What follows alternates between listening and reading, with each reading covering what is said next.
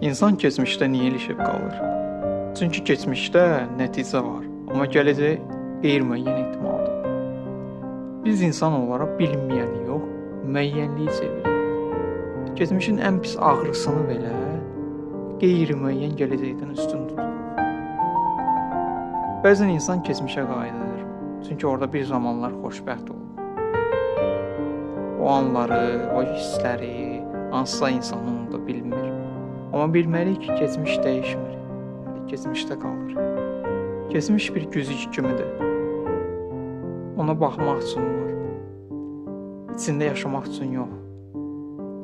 Amma bəzən o qədər bu güzgüyə baxırıq ki, indiki özümüzü unuduruq. Keçmiş bir təcrübədir, onu belə qəbul edin. Onu özünüzə yük etməyin.